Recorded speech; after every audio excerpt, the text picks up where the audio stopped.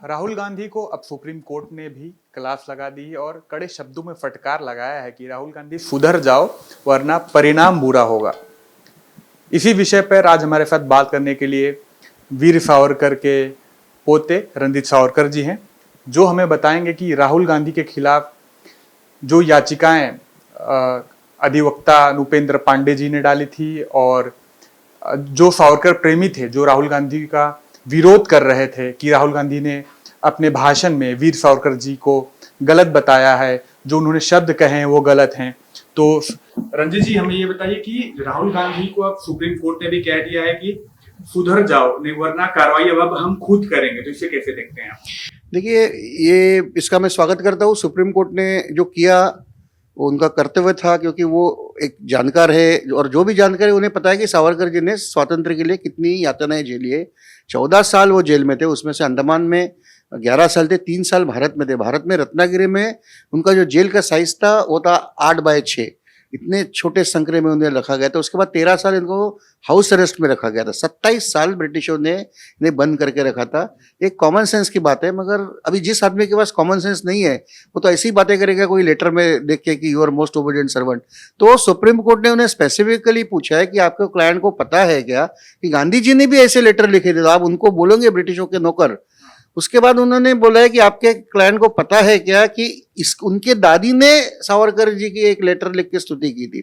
इंदिरा गांधी ने ना की स्तुति की थी, सावरकर स्मारक को 11,000 का डोनेशन भी दिया था और सावरकर जी का उन्होंने स्टैम्प भी निकाला था। और सावरकर जी की कई पॉलिसियां, मतलब जैसे पाकिस्तान निर्माण हुआ तो जिन्ना ने एक घोषणा दी थी, हंस के लिया पाकिस्तान, लड़के लेंगे हिंदुस्तान। तो सावरकर ने एक जवाब में घोषणा दी थी, एक धक्का और दो पाकिस्तान तोड़ दो। वो घोषणा इंदिरा गांधी जी ने 72 में पूरी की। पाकिस्तान तोड़ के बांग्लादेश बनाया। उन्होंने एक न्यूक्लियर वेपन बनाया, भारत की आर्मी को सशस्त्र बनाया, जो गांधी जी का विरोध था पूरा इसमें। ऑटोमेशन का जो था, फैक्ट्रीज अच्छा करना, मॉडर्नाइजेशन, ये जो सावरकर जी की पॉलिसी थी वो इंदिरा गांधी ने लगाई। तो ये कोर्ट ने उनको फटकार दिया कि ये आपको उनको पता भी है क्या। और तीसरी बात उन्होंने बोला है कि ये जो क्रांतिकारी थे, स्वतंत्र सेनानी थे, इनके कारण आज हम स्वतंत्र हैं, तो आप इनके बारे में ना बोले। तो ये बात तो मेरे ख्याल से मुझे पता है कि महाराष्ट्र के जो कांग्रेस के नेता है उन्हें भी ये रास नहीं आई, क्योंकि वो सब जानते थे कि सावरकर जी का कॉन्ट्रीब्यूशन क्या है और उनका भी इन्होंने नहीं सुना। राहुल गांधी किसका नहीं सुनते। तो मुझे लगता है कि आज जो फटकार लगाई है ना, तो उसके बाद वो सुधर जाए तो ठीक है, वरना ऐसी बात है कि अभी नृपेंद्र पांडे जी जो केस है उसको स्टे नहीं दिया है। वो समन्स को स्टे इसलिए दिया है कि वो उनकी अभी सामने की पार्टी को नोटिस इश्यू किया है कि उनका भी सुना जाए, बाद में कोर्ट डिसीजन लेगा। वो तो उनकी याचिका सुन लेना कोर्ट का ये उनका अधिकार है। मगर एक नासिक में भी केस शुरू है, वो सेम इसमें है कि समाज में तेढ़ निर्माण करना। पूना में मेरे भाई सत्यकी सावरकर एक केस दायर किया और मुंबई में मैं स्वयं राहुल और सोनिया गांधी के अगेंस्ट एक केस किया। तो ये 4 केसेस है और जब तक वो माफ़ी नहीं मांगेंगे ये केस लड़ते रहेगी, और माफ़ी नहीं मांगेंगे तो उन्हें उनका जेल जाना तो पक्का है, क्योंकि सुप्रीम कोर्ट के इससे ही पता होता है कि इनका गुनाह तो मतलब अभी कोर्ट में साबित करना है। एक प्रोसेस है सिर्फ, क्योंकि इनके पास कोई नहीं अनाप शनाप बोलते हैं।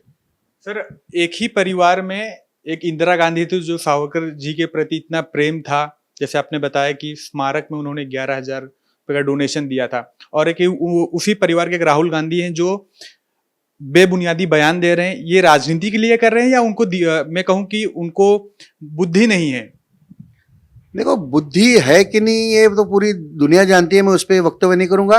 मैं ये कहना चाहता हूं कि अपनी स्वार्थ के राजनीति के तहत, सत्ता के राजनीति के लिए, सत्ता पाने के लिए ये जानबूझ के करते हैं। इनको ऐसा लगता है कि सावरकर हिंदुत्व के प्रणेता है।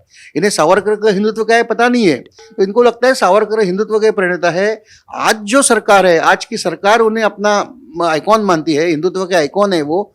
तो इनके ऊपर अनाप शनाप बात करने से मुस्लिम वोट उनको मिलेंगे, इस आशा से और इसी कारण के वक्त, इसी स्वार्थी कारण के वक्त वो सावरकर जी पर टीका कर रहे हैं। और ये वो भूल गए कि सावरकर का योगदान क्या है। आज वो जो अनाप शनाप बातें कर रहे हैं ना, वो स्वतंत्रता सावरकर जी जैसे क्रांतिकारों के कारण ही मिली है, और यही बात सुप्रीम कोर्ट ने आज उन्हें समझाई है। आज तो सर सुप्रीम कोर्ट ने भी कह दिया कि राहुल गांधी आप सुधर जाओ वरना आने वाले समय में परिणाम बुरा होगा और हम खुद कार्रवाई करेंगे। अब यहाँ से देखना होगा कि राहुल गांधी क्या वीर सावरकर जी से माफी मांगते हैं या वो अपने जो भी उन्होंने शब्द कहे हैं उसके पहले वो माफी मांगते हैं या कुछ ऐसा कुछ कहते हैं, तो उसके प्रति आप आने वाले समय कितनी लड़ाई लड़ने के लिए तैयार हैं? देखो, मेरा मानना है कि आज की जो टिप्पणी की है सुप्रीम कोर्ट के बाद, तो कोई भी समझदार व्यक्ति होगा माफ़ी मांग के केस, क्योंकि जजेस भी ये देखते हैं माफ़ी मांगी तो केस नॉर्मली एक टेंडेंसी होती है कि विड्रॉ करने की, तो माफ़ी मांगेंगी तो मुझे कोई पर्सनल उनसे दुश्मनी नहीं है कि उन्हें मुझे जेल में जाके बिठाना है। तो समझदारी है कि वो माफ़ी मांगे और तो हम केस विड्रॉ करेंगे, और माफ़ी नहीं मांगी तो ये तो पक्का है कि हम उन्हें जेल में पहुँचा करेंगे। ये थे हमारे साथ रंजीत सावरकर जी, जो कि स्वतंत्र वीर सावरकर जी के पोते थे। इन्होंने कड़े शब्दों में कहा है कि राहुल गांधी अभी भी समय है, आप माफ़ी मांग लीजिए, हम माफ़ करने के लिए तैयार हैं। और जैसे ही सुप्रीम कोर्ट ने आज अपना आदेश दिया है कि राहुल गांधी आप सुधर जाओ वरना परिणाम बुरा होगा, तो ये राहुल गांधी पे डिपेंड करता है कि वो वीर सावरकर जी से माफ़ी मांगे और अपने जो भी उन्होंने भूल चूक गलती की है, वीर सावरकर के प्रति उन्होंने जितना गलत शब्द कहा है वो पीछे ले लें और माफ़ी मांग लें। कैमरा पर्सन सतीश के साथ में अमन दुबे, हिंदुस्तान पोस्ट, मुंबई।